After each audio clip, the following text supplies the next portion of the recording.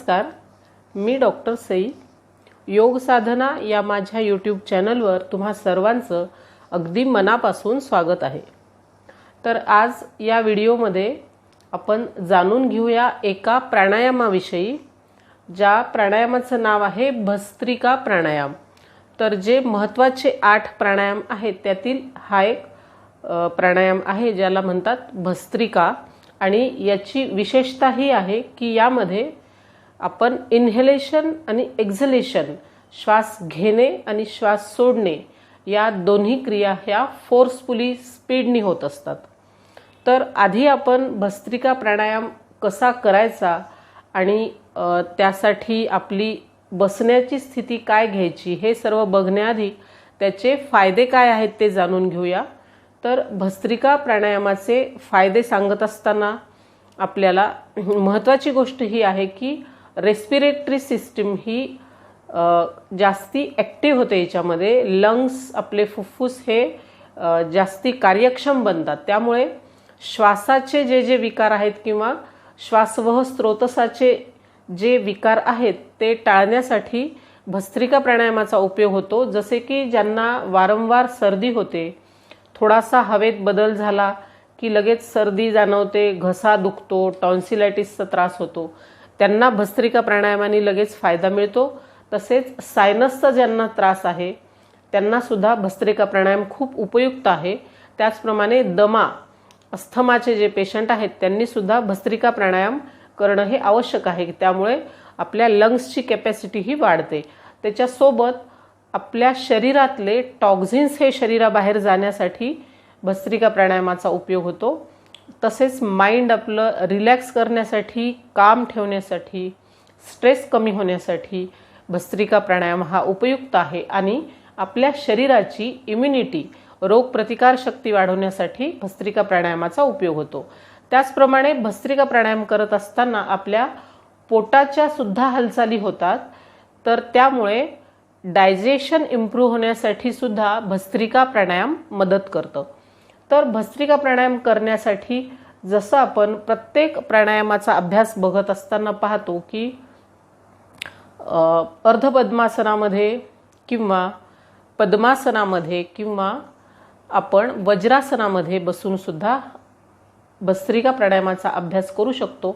ज्यांना जमिनीवर बसायला थोडंसं त्रासदायक आहे त्यांनी खुर्चीवर बसून सुद्धा हा प्राणायाम करायला चालतो.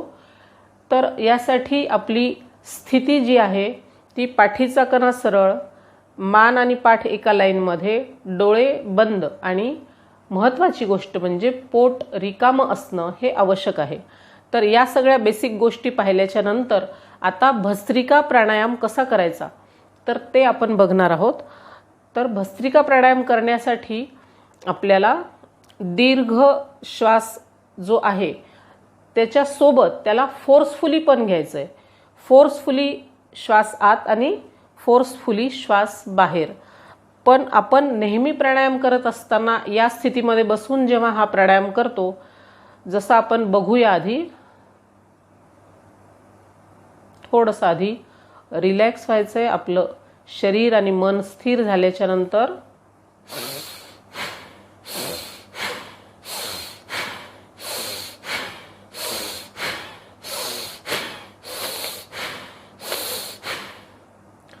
तर असे आपल्याला 10 आवर्तन करायचे आणि त्यानंतर थोडंसं थांबायचं आहे, रिलॅक्स व्हायचं आहे, दीर्घ श्वास घेऊन दीर्घ श्वास सोडायचा आहे आणि परत याचे रोटेशन करायचे.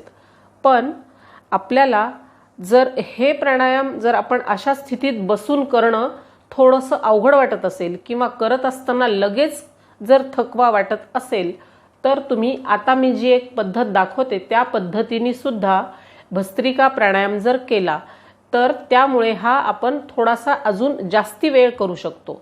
तर यासाठी आपल्याला आपले हात असे समोर आहेत आणि मुठी बंद करून घ्यायच्या आहेत.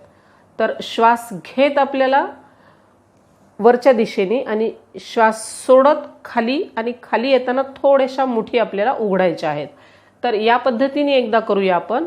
10 राऊंड करूयात याचे.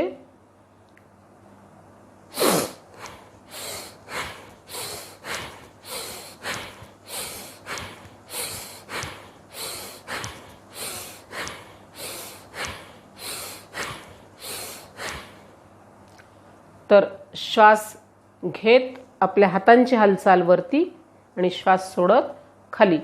तर आपण केवळ प्राणायामाच्या स्थितीत जो भस्त्रिका प्राणायाम करतो त्यापेक्षा या स्थितीमध्ये आपल्या शरीराचा सपोर्ट याला मिळत असतो. त्यामुळे थोडासा थकवा हा कमी जाणवतो आणि आपण थोडे याचे जास्ती रिपिटेशन सुद्धा करू शकतो. पण अगदी सुरुवातीला तुम्हाला 7, 8, 10 रिपिटेशन झाल्यानंतर सुद्धा अगदी खूप थकवा येईल. तर त्या स्थितीमध्ये आपल्याला थोडंसं थांबायचं आहे आणि तिथेच भस्त्रिका प्राणायाम न थांबवता पुन्हा त्याचे किमान 6 राऊंड, म्हणजे जर 10-10 सेकंद 6 राऊंड म्हणजे किमान 1 मिनिट अशी सुरुवात करायची आणि नंतर तुम्ही त्याला वाढवू शकता. तर भस्त्रिका प्राणायामबद्दल ही माहिती आणि तो 2 वेगवेगळ्या पद्धतीने कसा करू शकतो हे जर तुम्हाला आवडलं असेल तर व्हिडिओला लाईक करा, शेअर करा आणि चॅनलला नक्की सबस्क्राईब करा. थँक्यू.